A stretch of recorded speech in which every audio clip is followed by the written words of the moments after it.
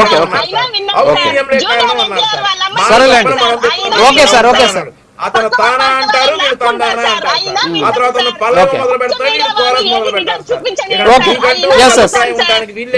మీకంటూ ఒక మీకంటూ ఒక సిద్ధాంతం ఉండదు, మీకంటూ కొన్ని విలువలు ఉండవు, మీకు బుర్ర ఉండడానికి వీల్లేదు, జ్ఞానం ఉండడానికి వీల్లేదు, మీకు సంస్కారం ఉండడానికి వీల్లేదు. మిమ్మల్ని మీరు ఎక్కువగా ఊహించుకోవద్దు దయచేసి. జగన్మోహన్ రెడ్డి రేపు వచ్చేసి వీళ్ళు దానికే సిద్ధం అని అంటారు. సో రాజు గారు క్లోజ్ చేద్దామండి, టైం అయింది నాకు.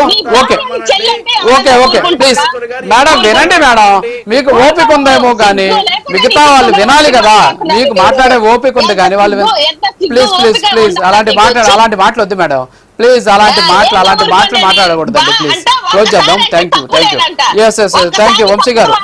ఆపండి మేడం, ఇంకా ఆపండి మేడం. డిబేటే సాగలేదు, అసలు సబ్జెక్ట్ గురించే మాట్లాడలేదు. ఇలా చేయడం వల్లే ఇలాంటి పరిస్థితి. ఏం జరుగుతుందనేటువంటి అంశాలు ప్రజల్లోకి తీసుకెళ్లే ప్రయత్నం చేయకుండా ఇలా క్రాస్ టాకుల వల్ల ఈ రోజు జనాలకి ఏం అర్థం కావట్లేదు. మీ పార్టీకి సంబంధించిన స్టాండ్ మీకేం అర్థం కావట్లేదు. అదే మీరు ఒకసారి ఆలోచించుకోండి, ఒక గంట కూర్చోండి, ఒక గంట కూర్చొని ఆలోచించుకొని అరే మనం ఏం మాట్లాడుతున్నాం, మనం ఏంటి, డిబేట్ లో మనం వెళ్ళేటటువంటి సబ్జెక్ట్ జనాల్లోకి వెళ్తుందా లేదా, మన వ్యక్తులను టార్గెట్ చేసి మాట్లాడుతున్నావా, సబ్జెక్ట్ ప్రజల్లోకి వెళ్ళాలని మాట్లాడుతున్నాం అనేది ఒక్కసారి మీరు కూర్చొని ఆలోచించుకోండి. మీకు అర్థం, మీకే లాస్, ఇక్కడ ఎవరికి లాస్ లేదు.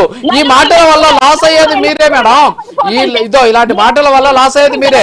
మీరు పాయింట్ టు పాయింట్ మాట్లాడారనుకోండి అద్భుతంగా ఉంటది. మీరేదో ఎలివేట్ కావాలనో, లేకపోతే మీ వాయిస్ జనాల్లోకి వెళ్ళాలనో, లేకపోతే మావిగన్ లాగా మీ గురించి జనాలంతా కూడా మాట్లాడుకోవాలనో మాట్లాడితే కష్టం కదా madam. Okay thank you Nagamalleswara గారు, క్లోజ్ చేస్తున్నాం. Thank you very much Nagamalleswara గారు, బండారు వంశీ గారు, షేక్ బాజీ గారు, కృష్ణాంజలి గారు, thank you very much debate లో పాల్గొన్నందుకు. మేడం డిబేట్ అయిపోయింది, 1 hour డిబేట్ అయిపోయింది. దయచేసి ఇంకా మీరు రెస్ట్ తీసుకోవచ్చు ప్రశాంతంగా, దయచేసి ఎవరికొద్దు.